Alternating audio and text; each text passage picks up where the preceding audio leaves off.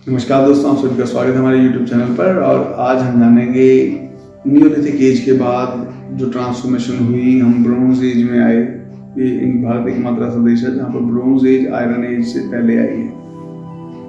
बाकी सारी दुनिया में आयरन एज पहले आई है। पहले लोहा ढूंढा गया, लोहे से उन्होंने हंसियाँ बनाई और खेती बाड़ी शुरू की। नियोलिथिक एज आई उनके यहाँ, और उसके बाद उनके यहाँ ब्रोंज एज आई। भारत में पहले जो अवशेष मिलते हैं ब्रोंज एज के हैं।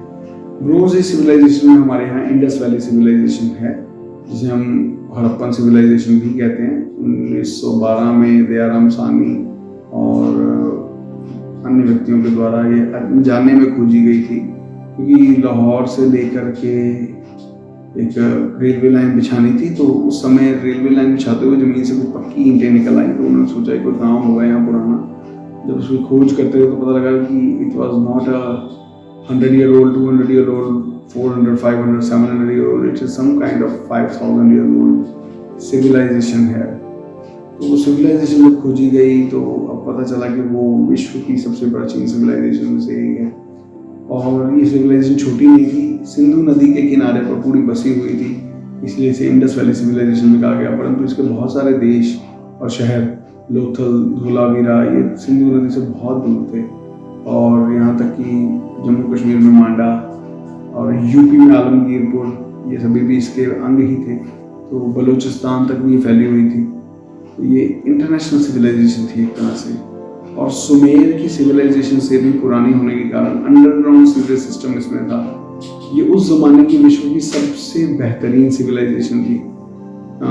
आज भी आर्कियोलॉजिस्ट और जो हिस्टोरियंस हैं वो हैरान हो जाते हैं कि जो इंडिया अंग्रेज़ों के आने पर भी अनसिविलाइज सा महसूस होता था, कि इनको पहनना नहीं आता। बाबर ने कहा था कि इंडियंस को तो कपड़े पहनने का ढंग नहीं है, और अंग्रेज़ों ने कहा था इन लोगों को उठना बैठना खाना पीना कुछ भी ढंग से नहीं आता, इनको तो कोई रूलर चाहिए स्ट्रॉन्ग। ए बी स्मिथ के अनुसार अलेक्जेंडर आया, बाद में मुगल्स आए, सभी आए, तो इंडिया नहीं, rulers from outside, they can't rule by self.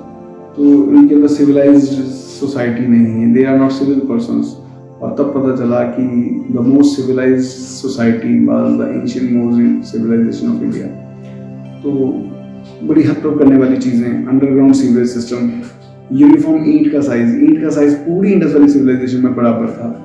हर जगह पे पानी के नहाने के अंडरग्राउंड टैंक्स बने हुए थे। ऑटोमेटिक सिस्टम था कि कुएं में से पानी अपने आप बाहर आ जाए। और वेट सिस्टम एक यूनिक था कि केवल 8 पत्थर ऐसे थे जिससे वो 1 किलो से लेकर 256 किलो तक का हर वेट तोल सकते थे। ठीक है, और मतलब कि उनका मॉनिटरी सिस्टम बहुत अच्छा था। सील्स थी और उसके ऊपर मोहरें बनी हुई बहुत अच्छी थी, और उनका जो रिकॉर्ड सिस्टम था बहुत अच्छा था। एक यूनिफॉर्मिटी थी पूरे सिस्टम में।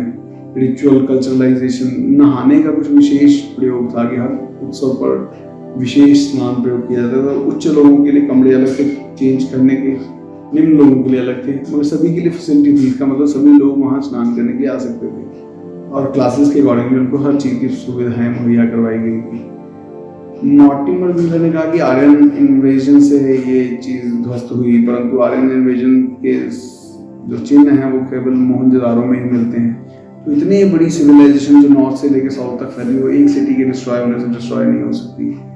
तो कैसे हुई ये डिस्ट्रॉय जानेंगे हमारे अगले एपिसोड में। टिल देन बने रहिए हमारे साथ। धन्यवाद।